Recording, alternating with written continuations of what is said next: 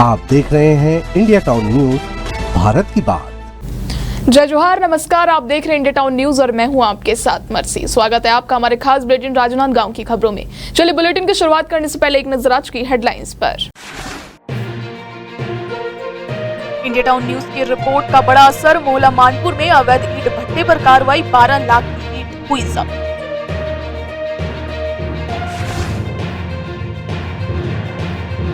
मीराबाई चौक तोड़फोड़ पर कांग्रेस का हल्ला बोल, खैरागढ़ में सीएमओ पर कार्रवाई की मांग हुई तेज।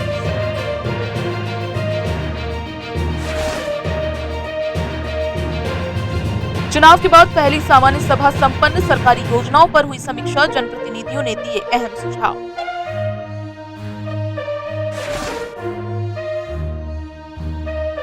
अक्षय तृतीया पर 17 साल बाद बना महासंयोग, बाजारों में उमड़ा खरीदारों का सैलाब, शादी विवाह की तैयारियों में आई रफ्तार।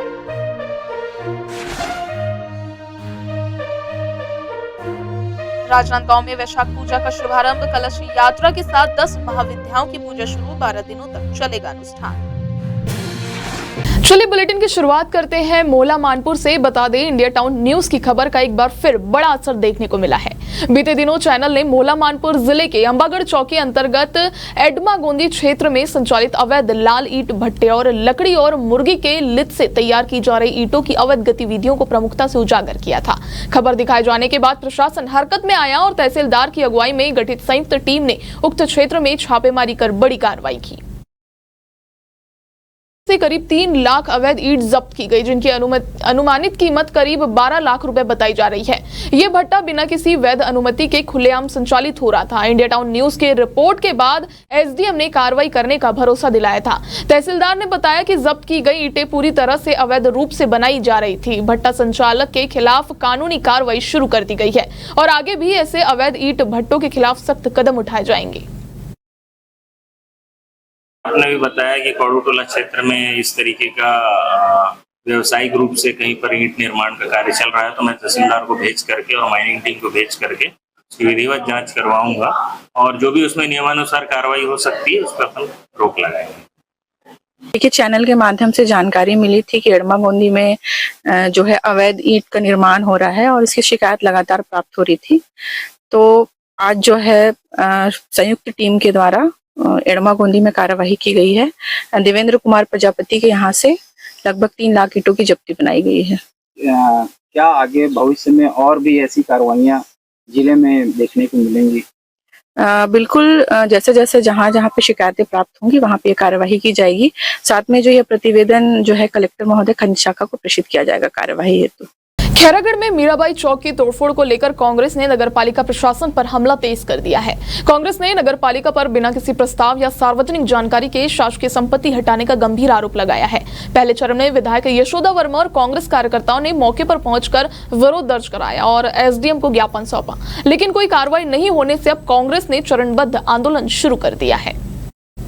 कांग्रेस की छात्र इकाई एनएसयूआई ने पूरे शहर में हस्ताक्षर अभियान चलाया, जिसमें अधिवक्ता संघ, यादव समाज, क्षत्रिय समाज समेत हजारों लोगों ने समर्थन जताया। इसी कड़ी में विधायक प्रतिनिधि मनराखन देवांगन के नेतृत्व में कांग्रेस कार्यकर्ताओं ने कलेक्टर और थाना प्रभारी को हस्ताक्षर युक्त ज्ञापन सौंपा। ज्ञापन में शासकीय संपत्ति को नुकसान पहुंचाने और भक्त मीराबाई का अपमान करने के आरोप में सीएमओ पर कड़ी कार्रवाई की मांग की गई है। खैरागढ़ इस विलियन स्थित मीरा चौक में जो बर्बरतापूर्वक 14 अप्रैल को तोड़फोड़ की गई, बिना सहमति के, बिना प्रस्ताव पारित किए और बिना किसी जनप्रतिनिधि की जानकारी के अभाव में मीरा चौक को तोड़फोड़ किया गया, सीएमओ के द्वारा मनमाने तरीके से और सरकारी संपत्ति को नुकसान पहुंचाया गया। उस विषय को लेकर लगातार कांग्रेस चरणबद्ध आंदोलन करे। राजनांदगांव के जिला पंचायत में चुनाव के बाद पहली सामान्य सभा का आयोजन किया गया, जिसमें दोनों प्रमुख दलों के जनप्रतिनिधियों की उपस्थिति रही। बैठक में सरकार द्वारा संचालित विभिन्न जन कल्याणकारी योजनाओं की विस्तार से जानकारी दी गई और उनके क्रियान्वयन की स्थिति की समीक्षा भी की गई। इस महत्वपूर्ण बैठक में जिला पंचायत अध्यक्ष, उपाध्यक्ष, जिला पंचायत सीईओ सहित अन्य अधिकारी और जनप्रतिनिधि मौजूद रहे। सभा के दौरान उपस्थित सदस्यों को शासन की योजनाओं जैसे स्वच्छ भारत मिशन, प्रधानमंत्री आवास योजना, मनरेगा और आगामी कार्य योजना के संबंध में जानकारी दी गई। बैठक में जनप्रतिनिधियों ने अपने सुझाव भी दिए। साथ ही कई सदस्यों ने विकास कार्यों में तेजी लाने और पारदर्शिता बनाए रखने की मांग भी की।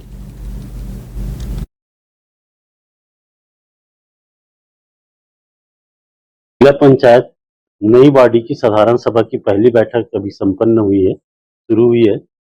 प्रमुख रूप से पानी की समस्याओं को लेकर इरिगेशन ई शर्मा जी को निर्देशित किया गया जी सदन के माध्यम से कि किसी क्षेत्र में हर घर तक पानी पहुंचा जाए। वाटर लेवल बहुत अंदर चले गया है, एक समस्या तो है, फिर भी क्षेत्र में लोगों को पानी देने का प्रयास किया जा रहा है। इसके अलावा एक फुलझर सोमनी के पास फुलझर गांव है, वहाँ एक new look biodiesel company private limited company है, जिसके द्वारा अवैध रूप से इंद्रावती जलाशय में एक स्ट्रक्चर खड़े करके पानी ले जाने का प्रयास किया जा रहा है, जिसमें आसपास के गांव वालों के विरोध के बावजूद दादागिरी करके पूरा पाइपलाइन बिछा दिया गया है। उसके लिए इरिगेशन के ई साहब राम टेके ने वहां पे जांच पड़ताल कर और सदन को आश्वस्त किए कि उसके ऊपर कार्रवाई किया जाए। देव जी, आज पहली सामान्य सभा हुई, उसके बारे में जी, आज हमारी जिला पंचायत की प्रथम सभा चल रही है अभी, और सभी अधिकारी कर्मचारी को निर्देश दिए गए हैं कि सभी अच्छी जानकारी हमारे सदन को अवगत कराए। सही जानकारी के साथ वो अपने विभाग की सारी योजनाओं के साथ यहाँ पे उपस्थित हो, ऐसा सभी को निर्देश दिया गया है।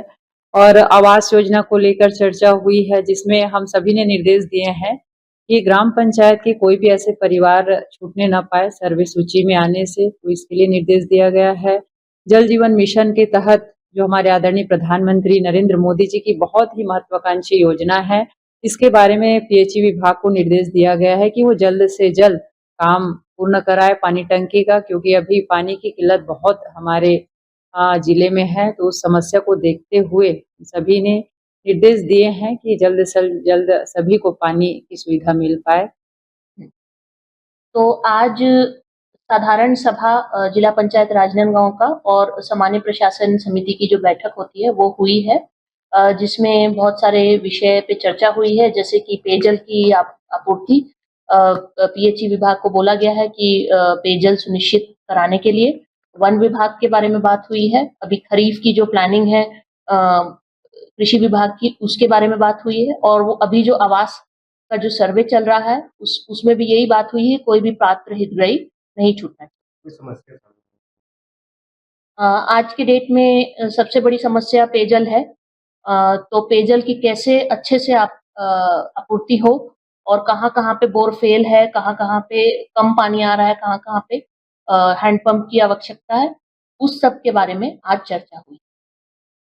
इस बार अक्षय तृतीया पर 17 सालों बाद बुधवार और रोहिणी नक्षत्र का अद्भुत महासंयोग बन रहा है। ज्योतिषियों के अनुसार इससे पहले ये संयोग 7 मई 2008 को बना था और अब इसके बाद ऐसा संयोग 27 वर्षों बाद दोबारा बनेगा। यही कारण है कि इस अक्षय तृतीया को बेहद शुभ और फलदायक माना जा रहा है। ज्योतिषी गणना के अनुसार इस दिन पारिजात, गजकेसरी, केदार, कहाल, हर्ष, उभयचरी और वाशी जैसे 10 महायोगों का निर्माण हो रहा है। इसके साथ सर्वार्थ सिद्धि योग, रवि योग और शोभन योग भी इसे विशेष बना रहे हैं, जो रियल एस्टेट, व्यापार, निवेश और किसी भी नई शुरुआत के लिए बेहद लाभकारी साबित होंगे। अक्षय तृतीया के साथ ही विवाह के शुभ मुहूर्तों की शुरुआत हो रही है, जिसे लेकर बाजारों में जबरदस्त रौनक देखी जा रही है। शादी ब्याह से जुड़ा हर सामान जैसे कपड़े, बर्तन, ज्वेलरी और सजावट की चीजें बाजार में उपलब्ध है। दुकानों पर गुड़िया गुड्डी की शादी के प्रतीक के रूप में मूर्तियां भी सज गई है। दुकानदारों का कहना है कि पिछले कुछ वर्षों की तुलना में इस बार अक्षय तृतीया पर खरीदारों की भीड़ काफी अधिक है और लोग विशेष रूप से शादी के लिए खरीदारी करने बाजार पहुंच रहे हैं। तृतीया हमारे छत्तीसगढ़ में एक सांस्कृतिक रीति रिवाज है जो बहुत पुरानी परंपरा से चलते आ रहा है। इस दिन मतलब बोला जाता है अक्षय तृतीया के दिन कि शादी करना सबसे शुभ मुहूर्त माना जाता है और गुड्डे गुड्डे के हमारे यहाँ शादी किया जाता है। जो पूरे रीति रिवाज से शादी में जो नियम होता है, हल्दी, चुरमाटी, ततेला, वो सब इसमें किया जाता है और घर में अनेक प्रकार के पकवान बनते हैं और एक दूसरे के घर जाके ना इसके मतलब शादी किया जाता है अक्षय तृतीया के दिन। और इस दिन से ना खेती किसानी का काम शुरू होता है, क्योंकि यही सब अक्षय तृतीया के दिन सबसे शुभ मुहूर्त मानने के कारण। त्योहार हमारा ऐसे त्योहार है, बहुत शुभ त्योहार है ना, कि पुत्री पुत्र भी शादी करते, बेटी बेटा भी शादी करते और खेती किसान वाले मन अपन खेत में वो भी जोतते, शुरुआत कर लेते। बहुत सुख ये भी है। केवल लक्ष्मी भी माने जाते, विष्णु लक्ष्मी नारायण भगवान एकर से ते में पूजा जैसे लक्ष्मी माता की पूजा करे जाते वैसे ही कौड़ी है एमे कमल सब चीज लगा के मतलब पूजा करे जाते। कोई मानते ना तो विष्णु लक्ष्मी नारायण मतलब मानते भाई।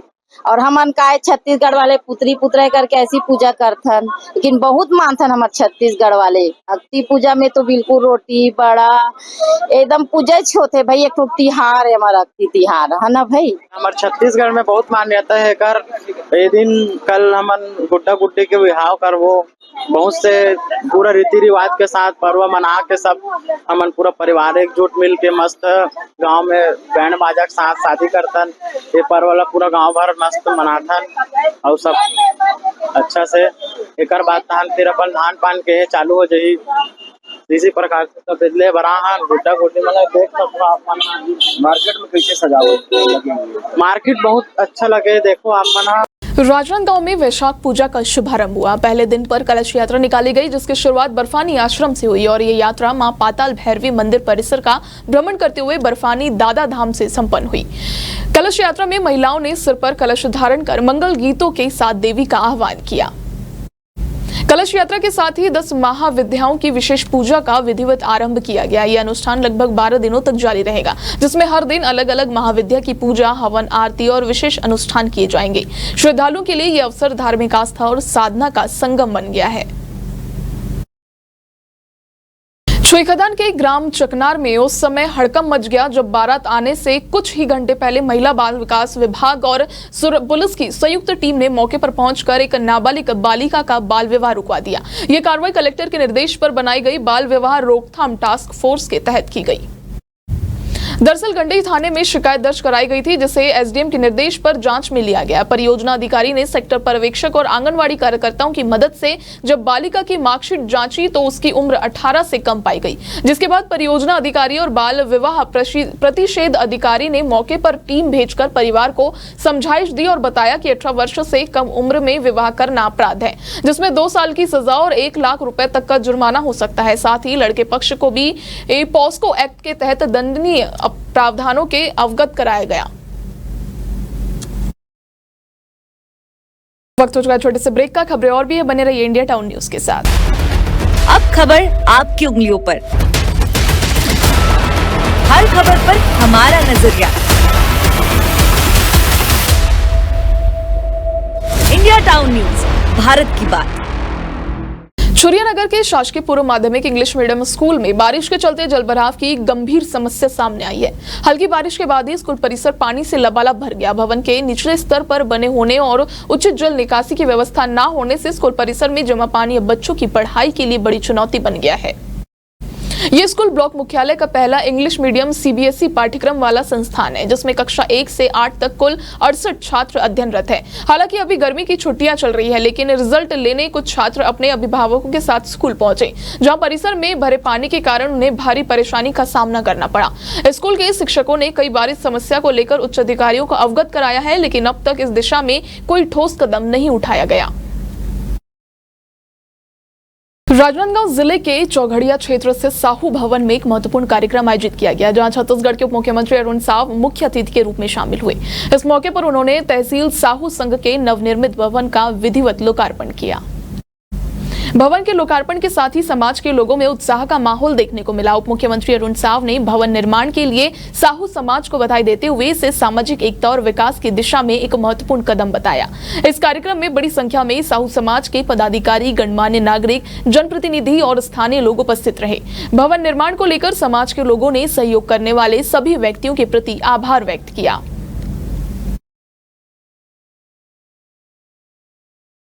आयोजित लोकार्पण समारोह में सम्मिलित होने का अवसर मिला। ये ऐतिहासिक भवन है जिसका पुनरुद्धार हुआ है। छात्रावास के रूप में जरूरतमंद लोग हैं जो इलाज के लिए आते हैं बाहर से, ऐसे सब लोगों के उपयोग में ये भवन आ रहा है। बहुत सुंदर भवन का ये निर्माण हुआ है। साहू समाज राजनांदगांव को मैं बहुत बधाई और शुभकामनाएं देता हूँ। और ऐसे ऐतिहासिक दिन में लोकार्पण समारोह का आयोजन हुआ है दानवीर भामा शाह की आज जयंती है। दानवीर भामा शाह की जयंती की भी मैं आप सभी को बहुत बधाई और शुभकामनाएं देता हूँ। राजनांदगांव जिले में महिला बाल विकास विभाग की ओर से सतनाम भवन में सामूहिक विवाह समारोह का आयोजन किया गया। इस आयोजन में कुल 16 जोड़ों का विवाह विधिवत रूप से संपन्न कराया गया, जिसमें 15 जोड़े हिंदू समाज से और 1 जोड़ा बौद्ध समाज से था। समारोह में सभी वैवाहिक जोड़ों के लिए पारंपरिक रीति रिवाजों के अनुसार विवाह की सभी रस्में संपन्न कराई गई। विवाह मंडप में सजावट और भोजन की व्यवस्था भी की गई थी। इस अवसर पर विभागीय अधिकारियों, जनप्रतिनिधियों और सामाजिक संगठनों ने नवनिवाहित जोड़ों को आशीर्वाद दिया और उनके सुखद दाम्पत्य जीवन की कामना की। सामूहिक विवाह अच्छा है, खाना पीना भी अच्छा है, सब कुछ अच्छा है। ऐसा होना चाहिए शादी? हाँ, होना चाहिए, हर शहर में होना चाहिए। क्या फायदा है? बहुत चीज फायदा है। रीति रिवाज से हुआ शादी? हाँ, रीति रिवाज से हुआ शादी। हम लोग को ना आंगनबाड़ी मैडम से ना पता चला कि यहाँ शादी होने वाला है प्रधानमंत्री द्वारा, तो वही बताया, तो यहाँ पे आए, पंजीयन करवाए, फिर शादी के और लाभ वाभ भी मिला बहुत सारा, मतलब सामान वगैरह भी दिए, पैसे दिए, सब चीज का लाभ मिला और घर से मतलब खर्चा करते वो खर्चा ना बच गया। ये होना चाहिए? हाँ, होना चाहिए ना, बहुत सारे फायदे मिलते हैं, ऐसा सब जगह होना चाहिए। जी, आज राजनांदगांव शहर में सतनाम भवन में कुल 16 जोड़ों का सामूहिक विवाह का आयोजन किया गया था, जिसमें 15 हिंदू जोड़ों को हिंदू विवाह रीति से कराया गया विवाह और 1 जोड़ा था वो बौद्ध रीति से विवाह हुआ। इसमें राजनांदगांव शहर के 10 जोड़े थे और छुरिया कुमरदा एरिया के कुल 6 जोड़े थे। इस प्रकार को 16 जोड़ों का विवाह आयोजित किया गया। यहाँ प्रति जोड़ा मुख्यमंत्री कन्या विवाह योजना के तहत 50,000 का प्रावधान किया गया है, जिसमें से हर जोड़े को बालिका के नाम पे 35,000 की राशि का चेक दिया गया है। इन्हें श्रृंगार सामग्री पूरी दी गई है, वैवाहिक जोड़ा दिया गया है, चांदी का मंगलसूत्र, बिछिया और घड़ी, कपल वॉच दिया गया है। ग्राम पंचायत चिखलाकसा के आश्रित ग्राम ऊंचाईपुर में प्राथमिक शाला के प्रधान पाठक रामप्रसाद सलामे के सेवानिवृत्त होने के अवसर पर संकुल स्तरीय विदाई समारोह का आयोजन किया गया। इस कार्यक्रम में जनपद पंचायत छुरिया के अध्यक्ष संजय कुमार सिन्हा मुख्य अतिथि के रूप में शामिल हुए। अपने संबोधन में अध्यक्ष संजय सिन्हा ने कहा, शिक्षक ही बच्चों का सच्चा भाग्य विधाता होता है, गुरु बिन ज्ञान संभव नहीं है। इस अवसर पर जिला पंचायत सदस्य गोपाल भुआरे ने भी संबोधित करते हुए रामप्रसाद सलामे के कार्यकाल की प्रशंसा की। कार्यकाल के अंत में ग्रामवासियों और सहकर्मियों ने प्रधान पाठक को विदाई दी और उनकी सेवाओं के लिए आभार प्रकट किया।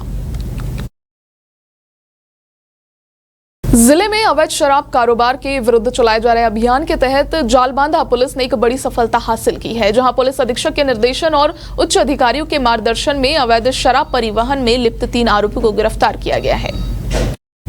दरअसल जालबांधा चौकी पुलिस को सूचना मिली थी कि 2 व्यक्ति भारी मात्रा में अवैध शराब लेकर ननकट्टी की ओर से जालबांधा की तरफ आ रहे हैं। सूचना के आधार पर जालबांधा पुलिस और साइबर सेल की टीम ने नाकेबंदी कर तलाशी ली, जिसमें अवैध शराब जब्त की गई। साथ ही परिवहन में प्रयुक्त वाहन और मोबाइल भी बरामद किए गए। पूछताछ में खुलासा हुआ है कि ये कार्रवाई संतोष सोनवाने के निर्देश पर की जा रही है, जो उन्हें पैसों का लालच देकर शराब लाने और बेचने को कहता था। पुलिस ने आरोपी को न्यायिक हिरासत में भेज दिया है। 28/4/25 को सूचना प्राप्त हुई कि 2 लोग ननकट्टी दारू भट्टी से दारू लेकर जालबांधा की ओर आ रहे हैं, तो इस पर रेड कार्रवाई करने का योजना बनाई गई और इसके तहत धनराज बंजारे और अजय बंजारे जो अपने जुपिटर स्कूटी पर आ रहे थे, सर्च करने पर उनके पास से 60 नग गोवा स्पेशल और 90 नग 16 देसी प्लेन शराब प्राप्त हुई। उनसे पूछताछ करने पर उसने यह माल संतोष सोनवान का होना बताया। इस तरह से कुल 3 लोगों को के विरुद्ध आबकारी एक्ट की धारा 34(2) और 42 के अंतर्गत अपराध पंजीबद्ध किया गया। छत्तीसगढ़ के राजनांदगांव शहर के 2 खिलाड़ी गुलरेज खान और नाहिद अख्तर ने दुबई में आयोजित अंतर्राष्ट्रीय पावर लिफ्टिंग प्रतियोगिता में भारत का प्रतिनिधित्व करते हुए स्वर्ण पदक जीता है। इस उपलब्धि से राजनांदगांव में खुशी की लहर है। राजनांदगांव रेलवे स्टेशन पर पहुंचने पर उनके मित्रों और प्रशंसकों ने उनका भव्य स्वागत किया। इस अवसर पर गुलरेज खान और नाहिद अख्तर ने कहा कि यह उपलब्धि उनके लिए एक बड़ी सफलता है और वे आगे भी अपने शहर और देश का नाम रोशन करने के लिए कड़ी मेहनत करेंगे। गुलरेज खान और नाहिद अख्तर की इस उपलब्धि से राजनांदगांव के लोगों में खुशी और गर्व का माहौल है। उनके स्वर्ण पदक जीतने से शहर के युवाओं और प्रेरणा मिलेगी। वे भी अपने सपनों को पूरा करने के लिए प्रेरित होंगे। पावर लिफ्टिंग में था। पावर लिफ्टिंग में बेसिकली 3 फॉर्म ऑफ एक्सरसाइज होते हैं, स्क्वाट, बेंच और डेड। तो इन तीनों का जो सबसे हाईएस्ट होता है उनको सेलेक्ट करके उसका टोटल किया जाता है। उसके बेसिस पे इसमें डिसाइड होता है कि कौन गोल्ड, ब्रॉन्ज और सिल्वर किसको दिया जाएगा। तो उसमें मैंने जो है अपने वेट कैटेगरी में 430 किलो उठाया। मेरा वेट कैटेगरी 105 किलो का था। मैंने उसमें 430 किलो का टोटल वेट उठाया। मेरे साथ साथ वहाँ पे जो खेलने वाले थे वो नाइजीरिया का था, वो यूएई का था और वहाँ पे उसके अलावा एक श्रीलंका के भी थे। ये हमारी प्रतियोगिता दुबई में थी, जो कि 22 से 28 अप्रैल को आयोजित हुई थी। हम लोग की जर्नी चालू हुई थी 2021 से। जो हम लोग पहली जो दिल्ली राजरा में खेले हैं, उसके बाद फिर जम्मू कश्मीर में हमारा सिलेक्शन हुआ था 2024 में। उसके आधार पर हमारा सिलेक्शन हुआ दुबई के लिए, जो कि हम लोग 21 तारीख को यहाँ से निकले थे। 22 को बॉम्बे से हम लोग की फ़्लाइट थी वहाँ से, जिसमें SBKF के तत्वाधान में हमारी प्रतियोगिता हुई है, जो कि दुबई में हुई थी 22 से 28 के बीच में। हमारा टूर्नामेंट वहाँ 26 तारीख को हुआ था, जिसमें नाहिद अख्तर में, जिसने अपने कैटेगरी वेट में 83 में गोल्ड मेडल वहाँ प्राप्त किया हूँ। जो मेरे साथ में एक श्रीलंका और एक पाकिस्तान के प्लेयर था, जिसको मैंने पराजित किया हूँ अपने वेट में। सबसे पहले मैं बताना चाहूँगा कि राजनांदगांव से 2 खिलाड़ियों का चयन अंतर्राष्ट्रीय पावर लिफ्टिंग कॉम्पिटिशन में हुआ था, जो कि दुबई में आयोजित था। नेशनल में बहुत अच्छा प्रदर्शन करने के बाद 2 खिलाड़ियों का चयन दुबई के लिए हुआ। दुबई में SBKF जिन्होंने ये ऑर्गेनाइज किया, जो ऑर्गेनाइजर थे इस पावर लिफ्टिंग कॉम्पिटिशन उन्होंने ऑर्गेनाइज किया था। इसमें एशियन कंट्रीज के देशों ने भाग लिया था। इसमें दुबई खुद एक जो मेजबान था उसका, श्रीलंका, नाइजीरिया, इसके अलावा भारत देश और नेपाल और आसपास के जो देश हैं हमारे साथ जुड़े हुए हैं, पाकिस्तान, उन्होंने पार्टिसिपेट किया था। लगभग 100 खिलाड़ियों ने पावर लिफ्टिंग कॉम्पिटिशन में भाग लिया था, जिसमें हमारे भारत से नाहिद अख्तर और गुरबेज खान ने पार्टिसिपेट किया था। नाहिद ने 83 किलोग्राम वर्ग में और गुरबेज ने 105 किलोग्राम वर्ग में पार्टिसिपेट किया और देश का प्रतिनिधित्व किया। दोनों ने गोल्ड मेडल अपने अपने ग्रुप में, और ये बहुत ही गर्व की बात है भारतवासियों के लिए, भारत देश के लिए, छत्तीसगढ़ के लिए और राजनांदगांव वासियों के लिए कि इतना बड़ा मेडल कोई दुबई में जाकर भारत देश के लिए लाया। तो ये हर्ष का विषय, बड़ी खुशी की बात है, बड़ा गर्व का विषय है कि परिवार का कोई सदस्य इस तरीके से पूरे अंतर्राष्ट्रीय स्तर पे गोल्ड मेडल लेकर के आया। तो मुझे बड़ा फक्र हो रहा है। मेरा बेटा ही मेरा भतीजा है नाहिद अख्तर, और गुल खान भी भतीजा ही है। ये दोनों ने जो कमाल करके दिखाया वाकई अविस्मरणीय है। और हिंदुस्तान में जाकर के हिंदुस्तान के लोग जाके दुबई में जो परचम लहरा हैं, इसमें बहुत बड़ी बात है, क्योंकि कई देश के लोग वहाँ पे आए थे पार्टिसिपेट करने के लिए, जिसमें हिंदुस्तान के छत्तीसगढ़ के राजनांदगांव जिले के हमारे परिवार से एक लड़के ने ये स्वर्ण पदक लेकर के आया है। मैं युवाओं को संदेश देना चाहूँगा कि आज के ज़माने में जो अधिकतर युवाओं को मैं देखा गया है, स्कूल हो, कॉलेज हो, बच्चे लोग नशे की हालत में हैं। तो मैं उन युवाओं से निवेदन करूंगा कि नशे की हालत को छोड़ें और जिम ज्वाइन करें, या जिम ना ज्वाइन करें तो एक्सरसाइज कम से कम करें, क्योंकि स्वस्थ शरीर पर स्वस्थ मस्तिष्क संभव है। आज के हमारे खास बुलेटिन में फिलहाल इतना ही। आप देखते रहिए इंडिया टाउन न्यूज, भारत की बात। आप देख रहे हैं इंडिया टाउन न्यूज, भारत की बात।